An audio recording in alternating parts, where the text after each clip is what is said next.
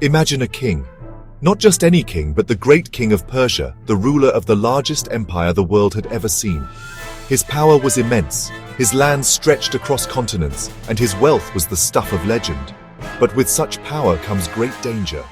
Enemies were everywhere, both outside his borders and within his own court. Who could he trust with his life?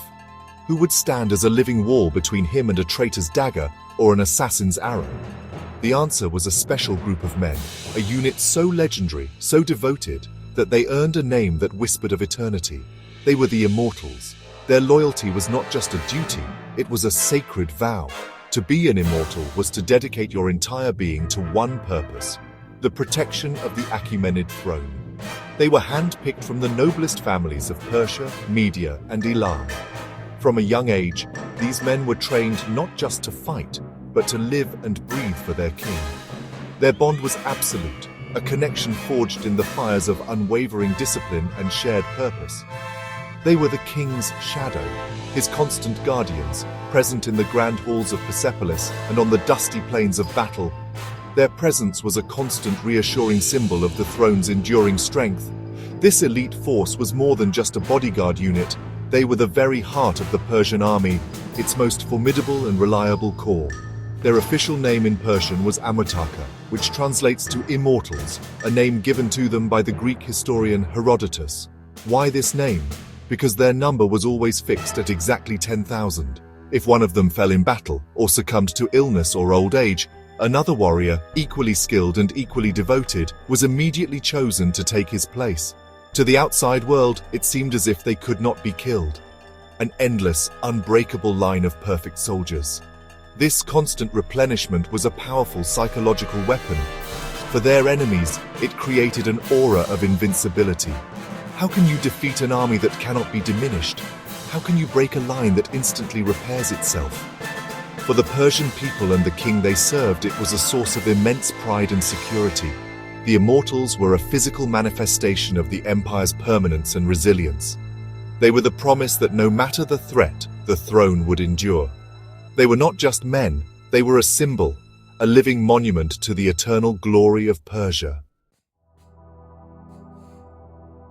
The Immortals' duty did not end on the battlefield. They were woven into the very fabric of the royal court's daily life. They were the guardians of the king's private chambers, the protectors of his wives and children, and the ever-present sentinels of the royal palaces in Susa and Persepolis. They saw the king not just as a commander, but as the head of their extended family.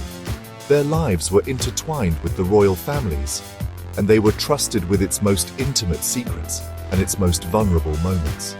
This was a trust that could never be broken, a responsibility they carried with immense gravity and honor. Think of them as a private family, a brotherhood sworn to protect the head of their household. They were not distant mercenaries serving for pay. They were part of the institution they defended. They would have known the names of the king's children, witnessed private ceremonies, and stood guard during moments of both celebration and sorrow. This proximity created a unique and powerful relationship. The king was not a remote figure to them. He was the man whose food they tasted for poison, whose sleep they guarded, and whose safety was their singular, all-consuming mission. Their service was personal, a deep and abiding commitment to the people, not just the position. This deep integration into the royal household meant they were more than just warriors.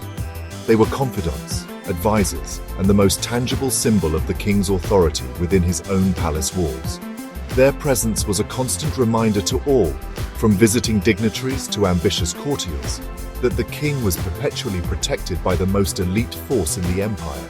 No plot could be hatched, no whisper of treason could go unheard, without the Immortals being a silent, watchful presence. They were the eyes and ears of the throne, as much as they were its sword and shield, ensuring the stability of the dynasty from within. Because of this intimate role, the Immortals themselves lived lives of privilege. They were granted the finest provisions, lived in comfortable quarters, and were even allowed to bring their families and servants with them on military campaigns. This was not a sign of softness, it was a mark of their esteemed status. The king ensured that his most valued guardians were well cared for. that their minds were free from worldly concerns so they could focus entirely on their sacred duty. They were a family protecting a family, a core of unshakable stability at the center of a vast and often turbulent empire. When you looked upon an immortal, you were not just seeing a soldier. You were witnessing a spectacle of imperial grandeur. Their equipment was a breathtaking display of the Persian Empire's immense wealth, a deliberate statement of power designed to awe and intimidate. Their tunics were of the finest fabric, brightly colored and intricately embroidered, a stark contrast to the plain bronze and linen of their Greek adversaries. Over this, they wore a coat of scale armor, each small metal plate polished to a brilliant shine, shimmering like the skin of a mythical dragon as they moved. This was not just protection, it was a uniform of prestige. Gold was everywhere. It was the metal of the immortals, a symbol of their elite status and their closeness to the divine king. Many of them carried spears with silver or golden pomegranates at the butt end, a distinctive mark of their unit. The commanders, the chiliarchs, had golden apples. Imagine the sight, a forest of 10,000 spears, each one tipped with a glint of precious metal. They wore golden necklaces, bracelets, and earrings, not as gaudy trinkets, but as medals of honor and signs of their unwavering pride. This was wealth worn as a weapon, a psychological tool to unnerve their foes before a single blow was struck. This lavish adornment served a deeper purpose. It was a physical representation of their commitment and the honor bestowed upon them by the king. Each piece of gold was a reminder of their sacred duty and the immense trust placed in them. It declared to the world that these were no ordinary soldiers. They were the chosen few, the guardians of the King of Kings. Their splendor reflected the glory of the empire they served. To see them was to see Persia itself, wealthy, powerful, and utterly confident. Their appearance was a form of communication, a visual language that spoke of invincibility and divine favor. Even their weapons were works of art. Besides their spears, they carried short swords or large daggers, often with hilts inlaid with gold and precious stones. Their bows were powerful and elegantly crafted, and the quivers on their backs were often decorated with ornate patterns. They carried a large wicker shield, covered in leather and often painted with fierce designs. Every single piece of their gear was of the highest quality, a testament to the resources the king was willing to expend on his personal guard. They were walking treasuries, living embodiments of the empire's might and magnificence. To witness the immortals on the march was to see the might of the Persian Empire made real. It was not a chaotic scramble of men, but a perfectly choreographed display of order and discipline. They moved as one entity, a river of color, steel, and gold flowing across the landscape. Their ranks were flawless, their steps synchronized, creating a rhythmic, thunderous sound that was both mesmerizing and terrifying. The sun would flash off their polished scale armor and the golden pomegranates of their spears, creating a dazzling, blinding spectacle. This was military precision elevated to an art form. Imagine the logistics of it all. 10,000 elite warriors, followed by a procession of wagons carrying their families, servants, and luxurious provisions. They traveled with special food, separate from the rest of the army, another mark of their distinguished status. The dust kicked up by their march would have formed a cloud on the horizon long before they were visible, a signal to all that the heart of the Persian army was approaching. This was more than just a military movement. It was a royal procession, a declaration that the king, or at least his most powerful extension, was on the move. The sheer uniformity of the immortals was a key part of their power. Each man was a mirror image of the next, from the style of his tunic to the way he held his spear. This created an overwhelming visual effect, a sense of a single, unstoppable force, rather than an army of individuals. For a lone observer, seeing this wave of identical, brilliantly attired soldiers cresting a hill would be an unforgettable, soul-shaking experience. It spoke of a power that could shape men into a perfect, unified whole, a power that seemed limitless and absolute.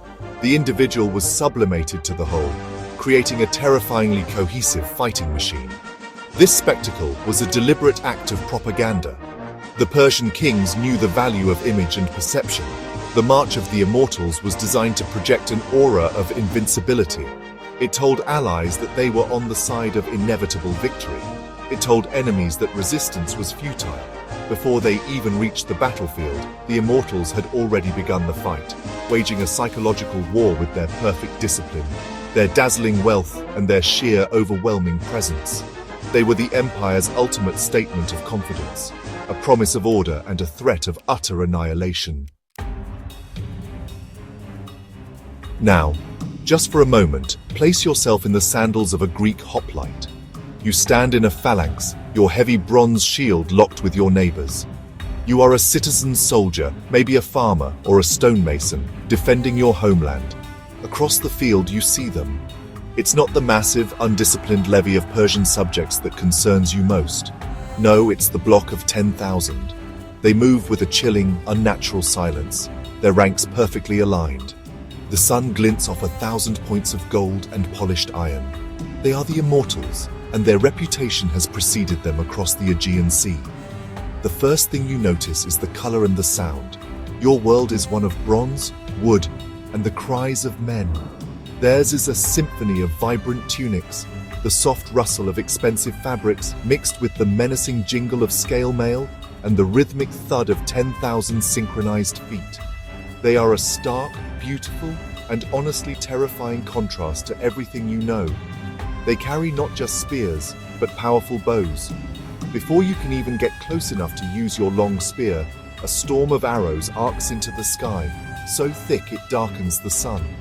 It's a deadly rain, designed to break your formation and your spirit before the real clash even begins.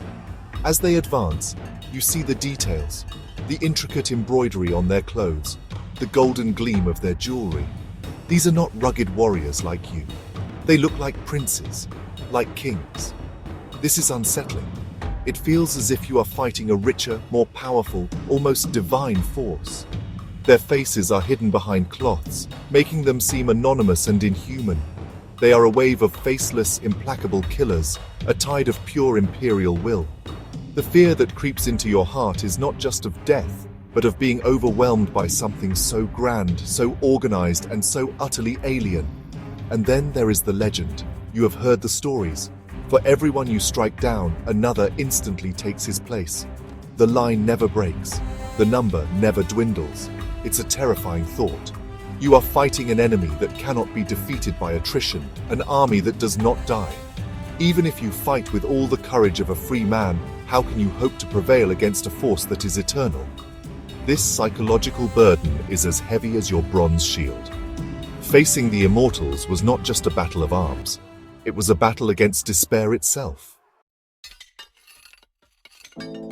For centuries, the Immortals stood as the unshakable foundation of Persian military might. They were the heroes of the empire, the victors of countless battles, the ultimate symbol of the Achaemenid dynasty's strength. But empires, like all things, change. The world around Persia was shifting, and new ways of warfare were emerging. The very success of the empire brought new challenges. With vast territories to govern and enormous wealth to manage, the focus of the Persian court began to drift away from the harsh disciplines of military life towards the comforts and intrigues of imperial administration. The later Achaemenid kings were not always the hardened warrior commanders of the past, like Cyrus or Darius the Great.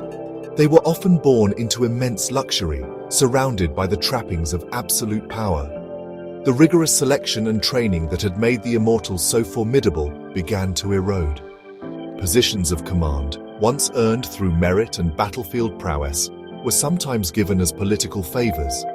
The core principles of discipline and unwavering readiness started to soften. The golden jewelry, once a mark of honor earned through grit, began to look more like a sign of aristocratic privilege. Furthermore, the nature of warfare was evolving. The heavily armored Greek hoplite, fighting in a tight phalanx, had proven to be a difficult challenge for the Immortals' tactics. At battles like Marathon and Plataea, the Immortals had fought with incredible bravery, but their lighter armor and reliance on ranged attacks, followed by a rush, were often less effective against a wall of bronze shields and long spears. The Persian military command was slow to adapt to this new threat. perhaps blinded by the empire's long history of success. They continued to rely on numbers and traditional tactics when innovation was needed.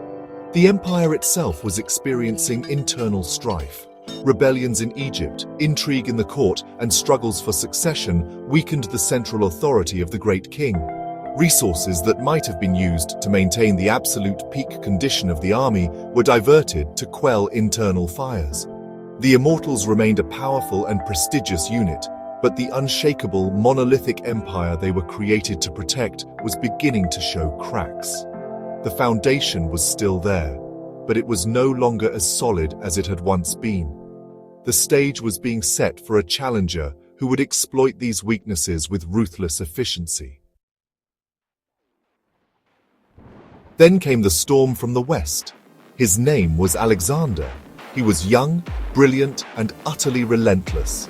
He led an army of Macedonians and Greeks who were battle-hardened, fiercely loyal, and equipped with a new, deadly weapon, the sarissa, an incredibly long pike.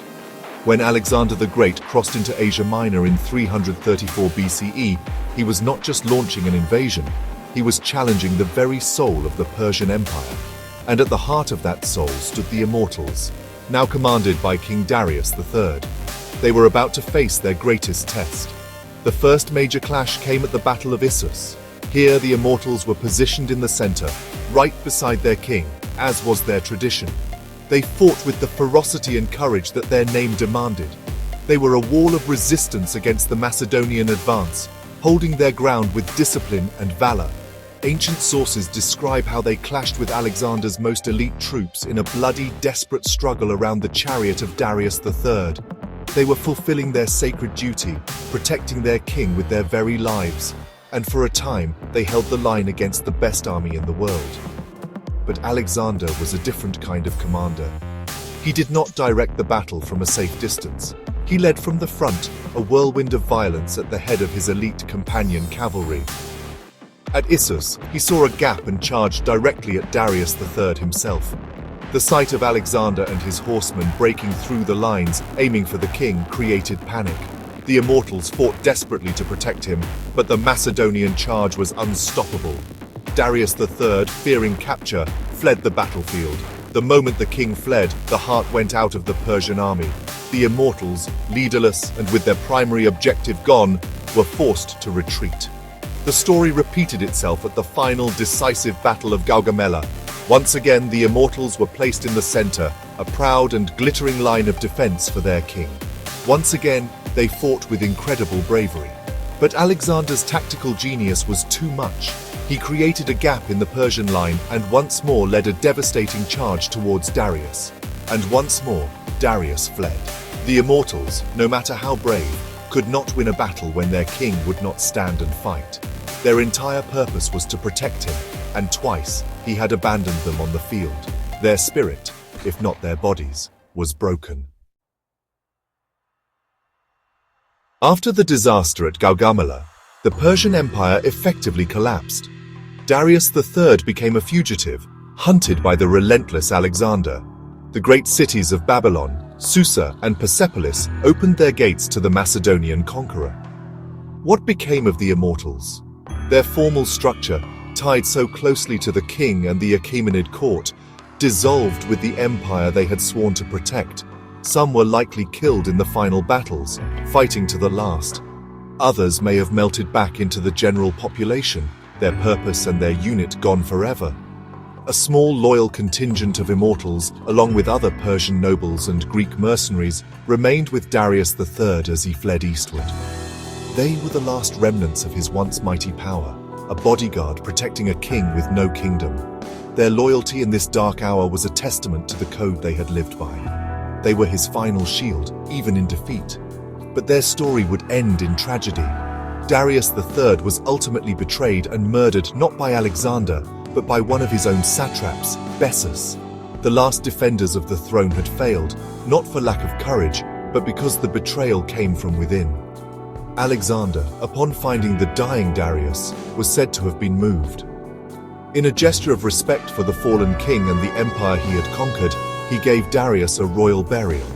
He also hunted down and executed Bessus for his treason. In a strange twist of fate, Alexander began to adopt Persian customs.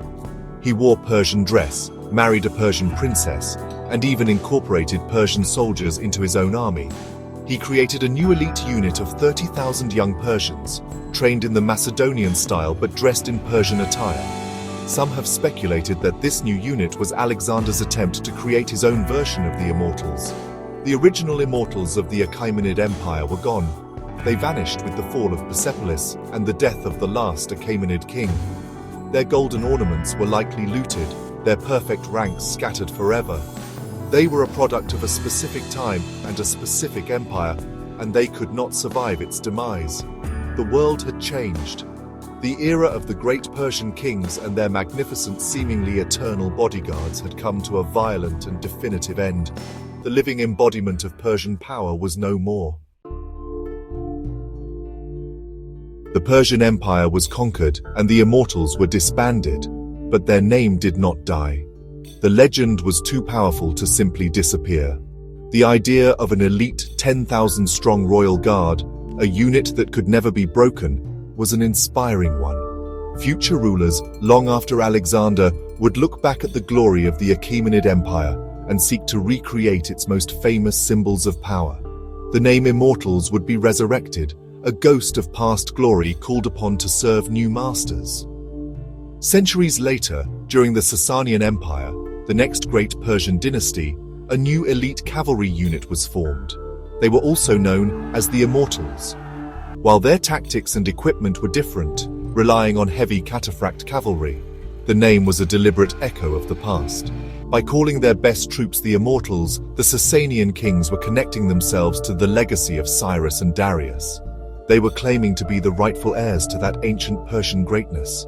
The name itself had become a symbol of legitimacy and martial pride, a powerful link to a golden age.